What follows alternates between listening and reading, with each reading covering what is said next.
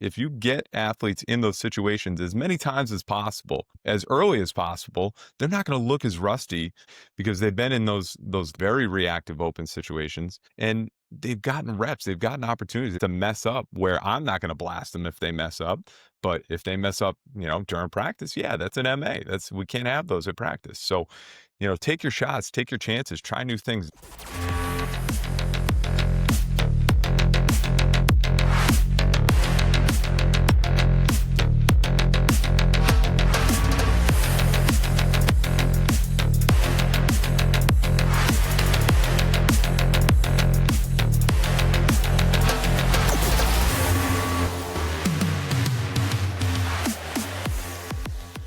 We're so very fortunate to have three phenomenal partners of the podcast. Play, Rock Daisy, and Output are all companies that I've worked with for many years and fully endorse. Make sure that you support them when you can, or let them know when you see them how much you appreciate them being part of this podcast. Welcome to the CEO Strength Coach Podcast, the show that breaks down what it really takes to be a great strength coach, not just in the weight room, but in your career. Each week, we bring on an expert coach or practitioner to explore real training, leadership, and career building strategies across the technician, manager, and entrepreneur pillars of the profession. Today's guest is Scott Leech, Associate AD and Head Strength Coach at the University of Rhode Island, a guy known for challenging the norms around speed, agility, and contact conditioning in football. Scott is a Springfield College alum and former football captain with bachelor's and master's degrees in exercise science. He's worked his way from assistant strength coach and now associate AD at URI. He's best known for his creative, field-based drills and data-informed, athlete-driven approach to football performance. So I got to know Scott a little bit speaking up at the complete conditioning clinic up at the University of Rhode Island, and I've followed him for years and just think that he's very creative, thinks outside the box, and that's what I'm always trying to do with this show. So let's get into this episode. All right, guys, welcome back to the CEO Strength Coach Podcast. As mentioned, I've got Scott Leech on the episode. Just got back not too long ago from speaking up there and just doing phenomenal things.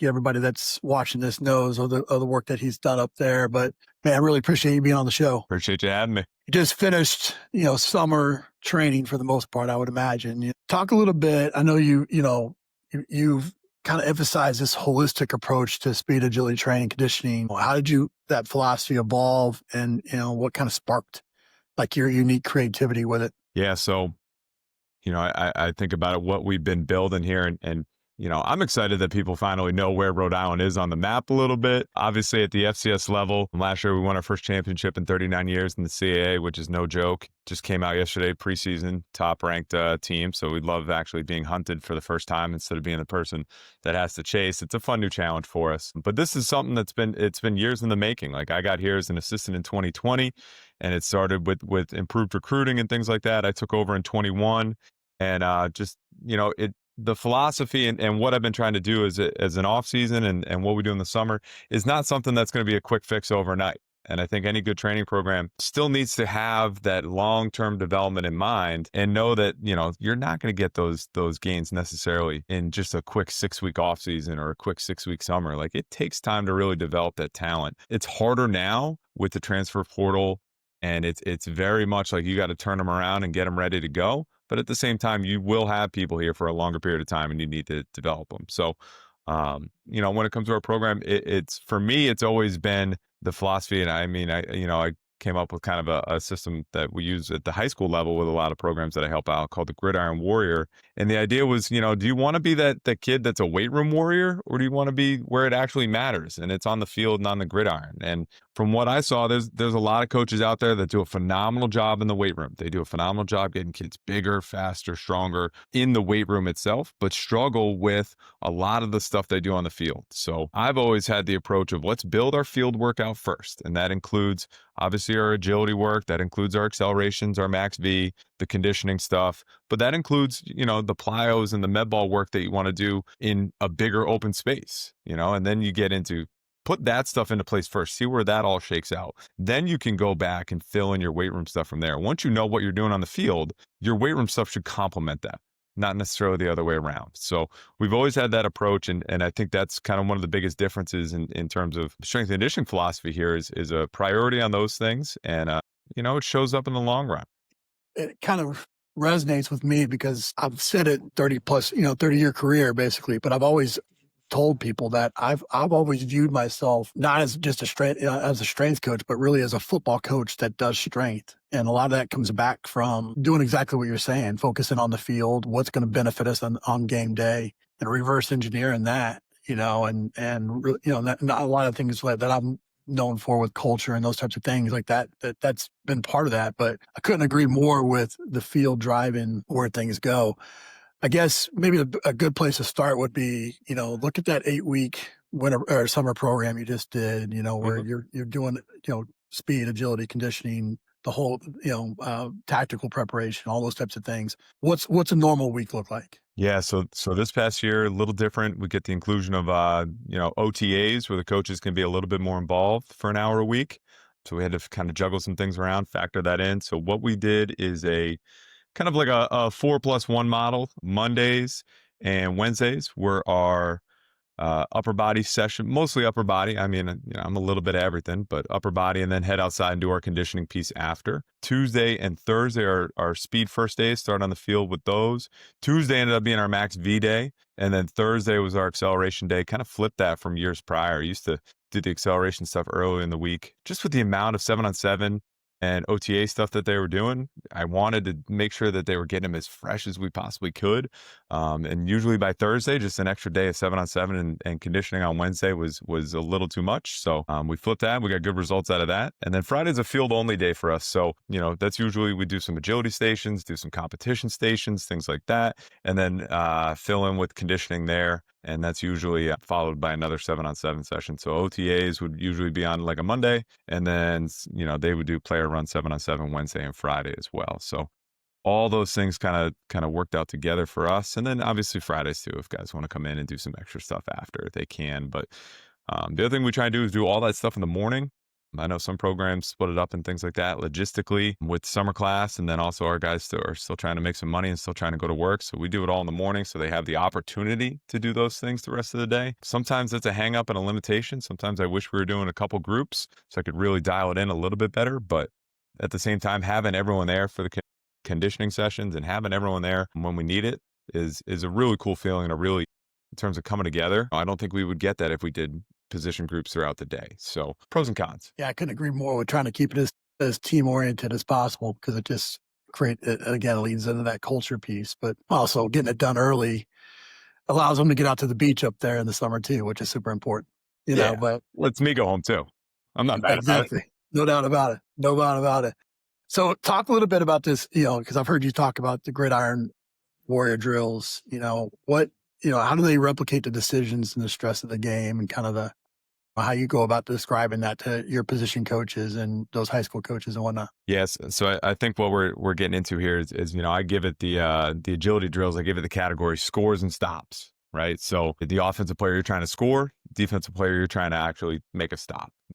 The origination, the idea, I've seen a lot of people do similar drills and things like that. For me, it was, we're doing mat drills in the winter and you're looking at, one station is sled pushes. One station is some sort of, cone drill. One station is this. And there's a lot of them that are there for a reason. And the reason is to gas them out. And I get that, right? Part of the offset, I'm not a person that's going to say no to mat drills and things like that. I think it just needs to make sense and it needs to not be over the top. And so one way we have done that is say, hey, maybe instead of two different sled pushes, we do one sled push here and we do this kind of scores and stops drill instead. And to be honest, the way I get buy-in is I film something that they did at practice and say, hey, remember when you did this 1v1 drill at practice? It's the same idea, just without pads, and we're going to tag off instead of wrap them up. And they're like, oh, yeah, and the thought process being, if you get athletes in those situations as many times as possible, as early as possible, they're not going to look as rusty when you go to spring practice. They're not going to look as rusty when we get out here next week for August camp,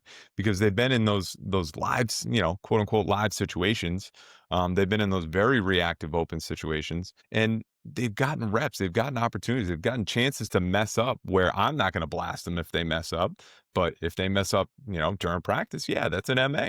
We can't have those at practice. So, take your shots, take your chances, try new things in these drills. And yeah, they're fun too. That's the other piece to it. But get your get your reps in now. That way, when you go to camp, you feel like you've actually, you're ready to go. You're not a step behind. Yeah, it's such an important point you made there with, replicating practice in some type of way or tying it back to the game for the athlete. Cause the buy-in goes through the roof when you do those types of things, right? And I know for me, it was always a goal. I'd always tell our staff that, my goal, what I want is for our position coaches to steal some of our drills for their individual period as well, because it means that, that we've kind of tapped into that guru piece a little bit, but also they feel like we're definitely helping them improve at their position or at their game um, or as a position coach. Where does that fit kind of in the summer programming? Is that on the Friday agility days, or is that something that you're integrating throughout? Yeah, so you could fit it into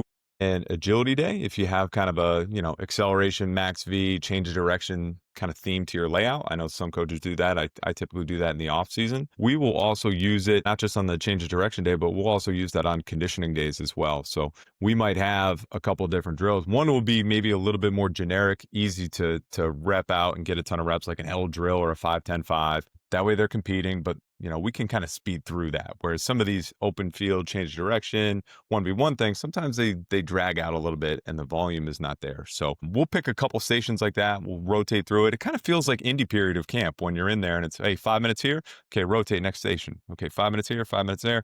And then we might, after that, come together and say, all right, now we're going to hit whatever we're going to do. If we're going to do some quarters conditioning, if we're going to do some tempo runs or things like that, we'll do that after to backfill any volume that we need. But that's how we typically do it. We'll set up some stations and we'll kind of rotate through those, get the intensity, get the session kind of re-going, especially if we lifted first, then we come outside, a couple of those things to get the juices flowing and get that competitive itch. And then, okay, let's get the real work in that we need to do, whether it's, again, quarters or tempo runs or whatever it may be. You talked a little bit about the inspiration of getting that from practice and those types of things.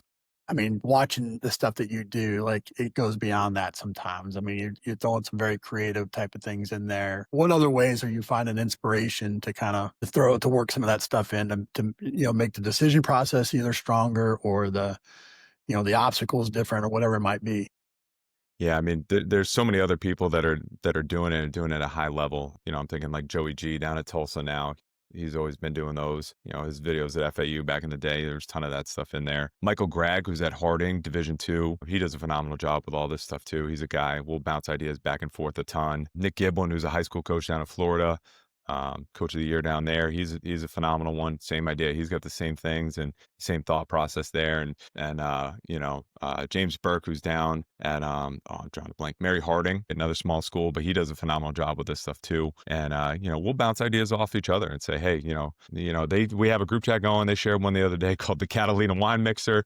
I'm not ready to do that one yet. That one's a little too crazy for me. But it's like, yeah, you try it, and one of us is willing to try it with our guys, and if it works, great. If it doesn't, no big deal. You just throw it out and you never see it again. So they've stolen from me, I've stolen from them, and it's all love at the end of the day. Yeah. Well, I think that's an important piece. Sorry.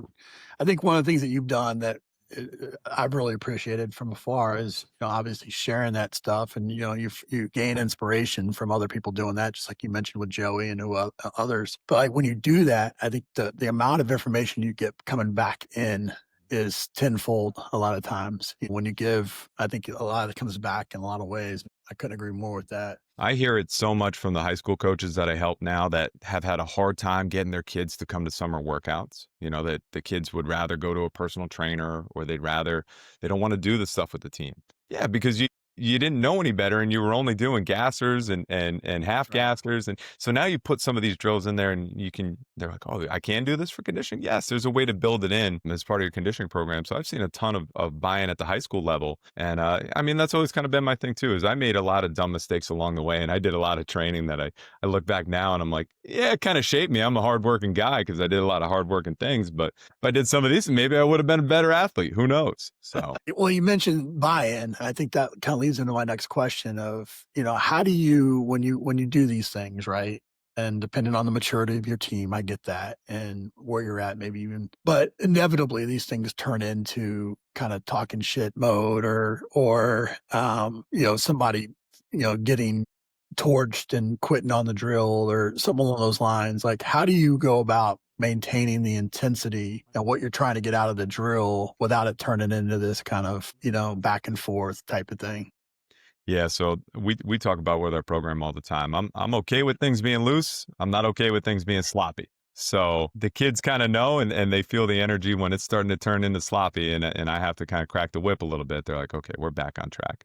Now part of that too is you got to be a manager. You got to be able to execute the drill and run the drill and it's clear instructions and it's the sense of urgency you bring to it too. Okay, hey, two new guys, let's get in there, And the other thing that we've had to really emphasize is making sure you finish the drill no matter what, because it's the same thing at practice, right? If you miss a play, you miss a tackle, you don't lay there on the ground and just, woe was me. No, you get up and go finish the drill. Like if you got to run out the square, run out the square. So the same things that they hear at practice are the same things that we need to preach as well. So if we do a 1v1 and you get shaken out of your shoes, don't just stand there with your palms up, right? Nobody wants to see your palms up. Go run out, get out of the drill. And every once in a while you gotta crack a kid for that and make sure that message is received loud and clear. But for the most part, our guys know this is the expectation. We do these and we don't do them for very long. We do 5 minutes here, 5 minutes there. So let's give our best during these 5 minutes. One of the things I've seen in these videos is that you blend, a lot of contact prep movements into it,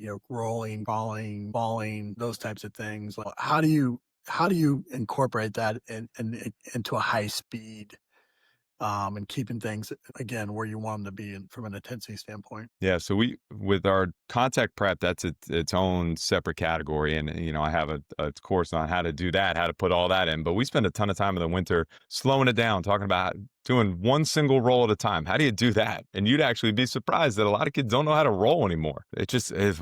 Sometimes it's painful, but we'll go back, we'll teach that. We'll go back, we'll teach crawling patterns and reintroduce those. And then we can speed it up and we can do some fun, we can start, bear crawl with sleds or whatever, drag some weights and things like that. We can advance the rolling, and then get up and do our contact prep that we'll either do for conditioning or just to make sure that we're touching that quality.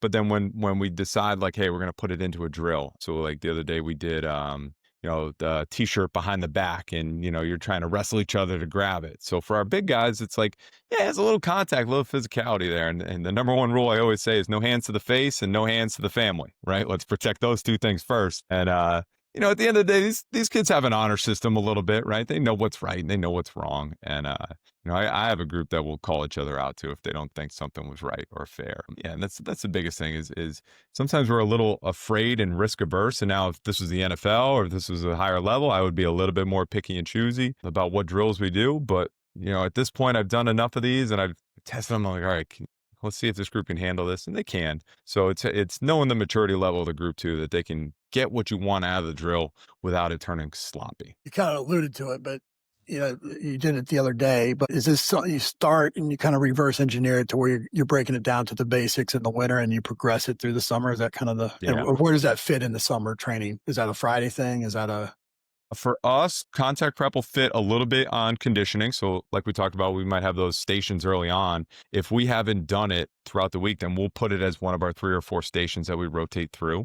So it might be a scores and stops drill with me, might be contact prep with Coach Noah, and it might be a 5-10-5 or kind of a simpler competition with Coach Jack, and then we rotate through there. One thing we've done a lot is blend it just right into our conditioning. So if we're doing tempo runs, and I think tempo runs are the most boring thing in the world. So I do contact prep in between. We might do 16 tempo runs, and every 4, we're going to stop and do contact prep for a couple reps with our partner just to break up the monotony of it. Or we might start our day with it too. So we might do our stations, we'll do some contact prep, and then we'll finish with whatever we have for conditioning that day as well. So we'll find a way at least once, if not twice a week, to get some physicality built into our program. So we're just looking at making sure that we're checking that box. It's not something that we need to do a ton of. We might do a little bit more with our bigs than our skills. So some of those like scores and stops drills, I don't think are appropriate for the big guys. So we just know, okay, when the skill guys come over, we're going to do this. When the mids come over, we might make this modification to reduce the box or something like that. And then when our bigs come over, they're getting a different drill. They're getting contact prep because they need 3 times a week or 4 times a week. And we've only done it once so far. Yeah, that's something that I've resonated with me as well. Just being a former wrestler. And then, I know Ethan Reeves and I share that with making sure that we're incorporating tumbling and rolling and grappling and those types of things and just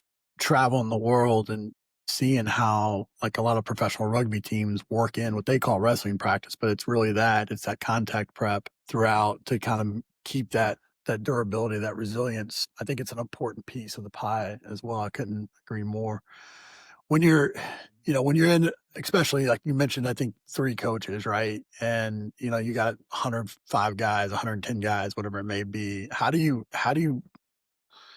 when you're doing these types of things, how do you make things individualized for your guys to meet them where they're at? Talking weight room, talking field. On the field mostly. Yeah, so field, I mean, we take a look, and if we're going to split groups, more often than not, it's skilled, mid, and big for us, and then it depends on group size. I don't like to roll the safeties down into the mids unless there's a logistics number reason. So if we have too many skill guys, then we'll roll the safeties down to the mids, and then we just look at those 3 groups and have what we have planned for the day, and then just say what adjustments are we going to make when we get to that group. So an example being, if we have an acceleration day and we're doing sled sprints, then obviously like we're going to change the load depending on which group is coming. So when the bigs come, we're going to add a little bit more load. Mids will take 1 plate off, and then skill guys will take 2 plates off. So whatever it may be, whatever the combination is for that week. So make modifications like that, or we'll say, hey, the skill guys are going to run this yardage. Mids are going to go here, bigs are going to go here. So we have the notes on that of okay, you're rocking the chain resisted sprints or the sled sprint station today. When this group comes, you've got this, this, this.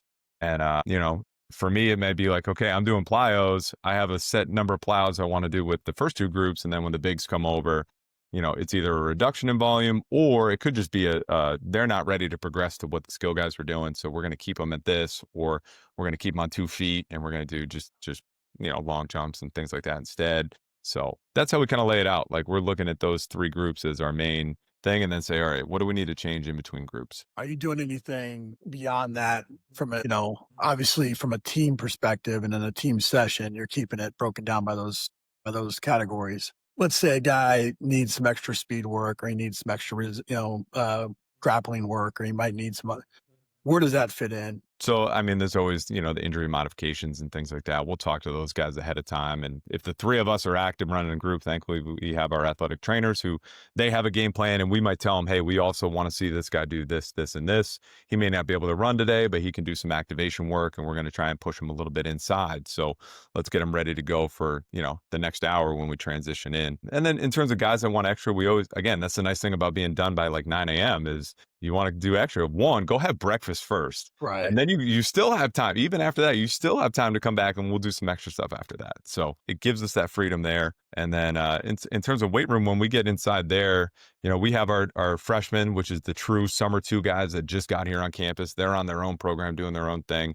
And then we have kind of some standards and numbers that we look at. So, if you've hit certain thresholds on your squat, your bench, your jump numbers and things like that, you're probably moving up to an advanced program. And then there's a developmental program for everyone else. And then even within that, there's differences by position. If we're doing contrast work, the contrast work is going to look different for the big guys than the skill guys. So somehow we make all that work. And it's pretty cool. It's pretty cool when it's rocking. I think that's exactly what we would do. Is we had our training in the morning, and then we called them schools. So if we had speed school, flexibility school, whatever it was, and they would come back. That was their blitz packages. That they had to get a certain number of blitz packages in throughout the week. You mentioned monotony. I think the best way to prevent monotony is competition. Right. That's that really ties it in.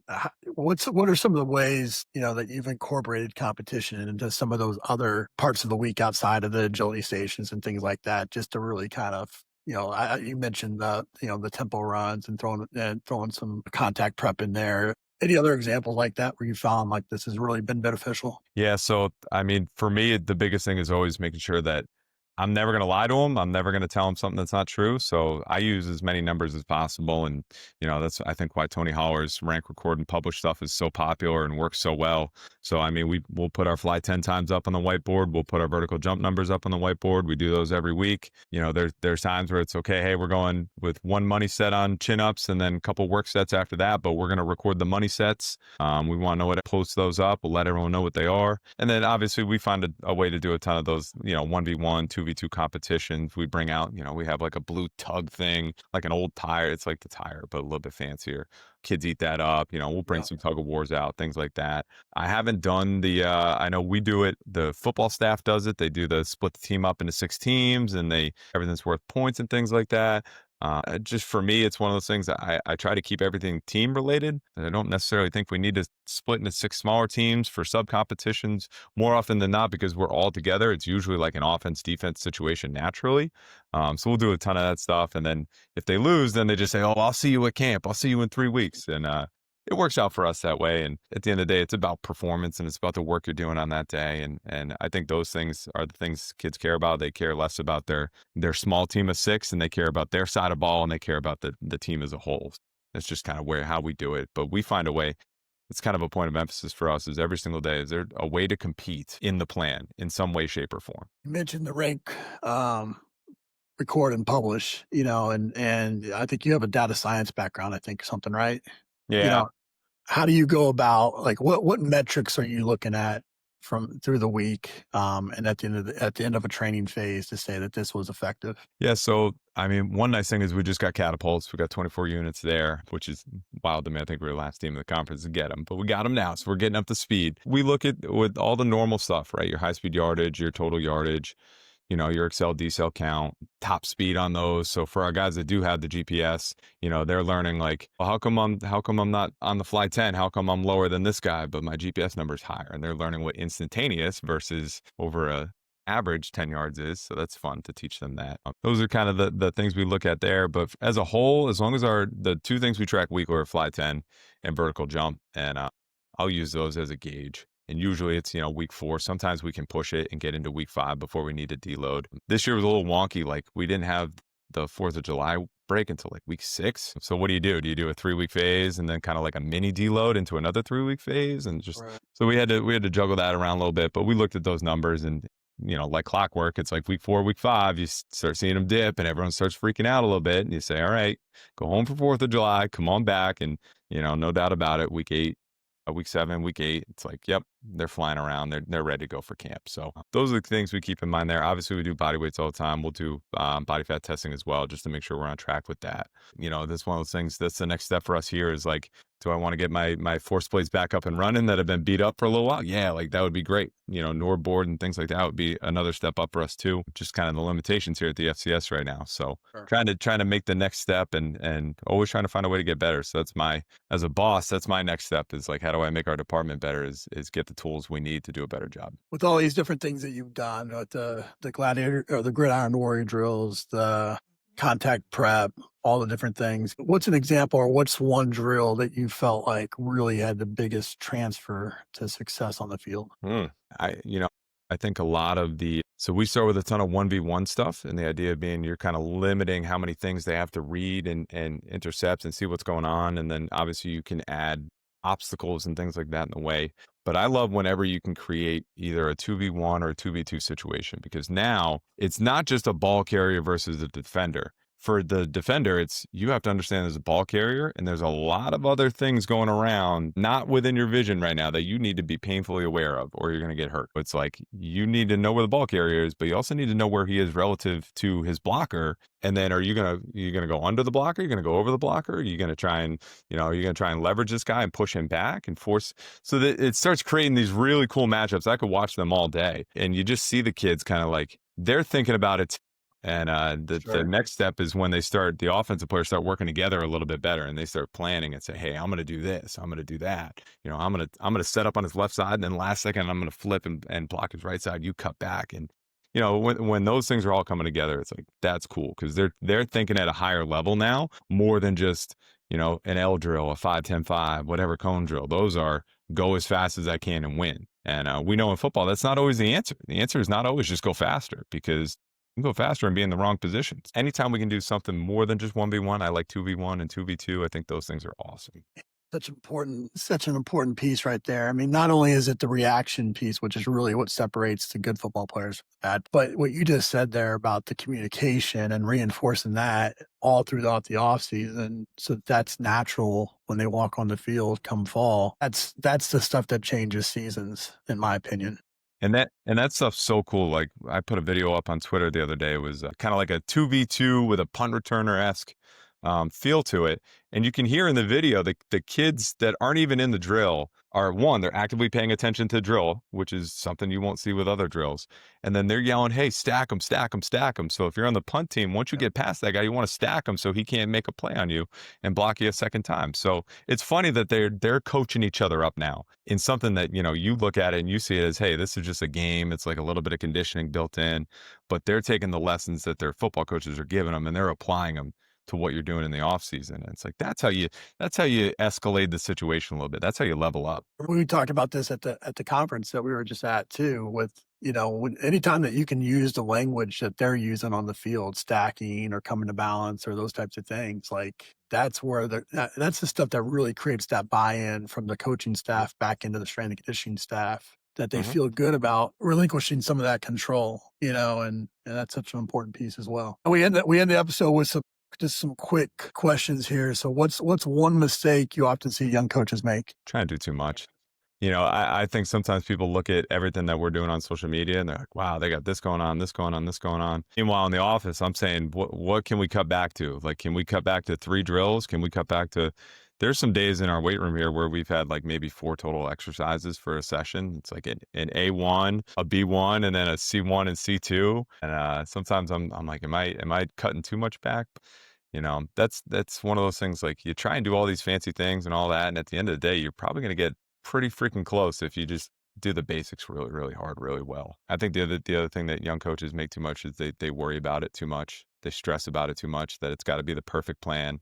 It's got to be, you know, hey, these 12 weeks and they're you know, their whole month of May is planning out June and July. And it's like, yeah, it's going to be a good, as long as you give it your best shot, as long as you coach hard, as long as your kids are having a blast, the rest is going to take care of itself. Kids naturally get stronger. Kids naturally get faster. So put a good plan together because you know how to. So just do it. Stop overthinking it and just execute it. Do the simple stuff savagely well, right? Yep. Yep. If you could shadow any coach for a week, who would that be and why? Oh, man. Yeah, I haven't met Michael Gregg in person down at Harding, but I mean D2 national champions, and you know, he's a Harding guy, so you know he lives and breathes it, and he understands the culture. And you know, triple option school. I'm a triple option guy, Springfield College at heart, so I love that. But you know, he's done a phenomenal job there with his offseason program. But I just would go down there to see the culture as a whole because they've done such a phenomenal job as a program. So I'd like to see not just his weight room stuff and his field stuff, but also just the culture piece behind what they're doing as a program. There's something to highlight there. I think what you just said about, you know, like it's easy to posture in this field and look up, right? Like you know, most people will say like, you know, an NFL coach or a D1, you know, whatever, right? But some of the best conversations, some of the best takeaways that I've ever had have been from coaches that are maybe at a smaller level or a smaller school or something along those lines, because they're having to do more with little, you know, and the ingenuity that comes with that is so important. What's a book resource that you've revisited the most in your career? Oh man, a couple quick ones that come up to my head is Never Split the Difference by Chris Voss. Phenomenal Yeah, business book right there. Mastery by Robert Greene is probably one that I listen to audio at least once a summer. I put that on and I have to mow the grass like 4 or 5 times to finish it, but that's a good one right there. Um, yeah, those two are the first two that pop off in my head. I mean, you can do that on Any of his audiobook. books. Impressive. I can't sit down and read those anymore. Those are audio from here on out. Yeah, I hear you there, man. What's the best piece of advice you received in coaching? I would say keep doing good things and good things are going to come your way. You know, for a long time in this field, I was probably 5 or 6 years in and I was still at the same place I was. And I loved my time at Merrimack College, but I was hungry for more. I wanted more. And a couple of jobs just didn't go my way. And they, you know, an internal hire here, you know, somebody that used to work here came back and those things. And, you know, I had the opportunity to kind of fold and just say this isn't working, this isn't for me, or I could say you're doing a good job, keep doing a good job where you are, and it's going to work out in your favor. And if you know, if I could go back and tell myself, hey, just wait a little bit, you're going to come back to your hometown. You know, you're going to be able to buy a house. You're going to be able to, you know, marry your girlfriend. Now this is going to be your wife, and you're going to be able to have a kid, and it's going to be a phenomenal life. It's one of those things where you don't know that until you do it, but the only way to get there is to keep doing good things. So, um, there's a lot of dog days, and I think a lot of people are scared to get into strength and conditioning these days because it's still hard. Um, but it's worth it, I think, Great. Yeah, make the big time where you're at, right? no doubt. Well, for those that are, this is maybe the first time they've heard you speak, but I would highly encourage everybody to follow you on social media. I mean, the stuff that you put out is fantastic. I've had a chance to hear you speak now and interact with you, and just, I mean, you're committed. That's the biggest thing that I was able to take away is just how committed you were to giving your athletes at Rhode Island the best training, the best environment, despite what maybe some of the limitations might be, right? And I think that's what it's all about, and like what you just said there, just making the big time where you're at. But where can people stay up with you, Scott? Social media is probably the easiest place to try and share as much as I can. So Scott Leech 72 on Instagram and Twitter and all that. And then if you're looking for more info about certain things, whether it's contact prep or those scores and stops things, or just if you need an off-season summer program, I have those available as well. Social media, easiest place to get a hold of me. Appreciate you, buddy. Thanks for being on. Thanks for having me.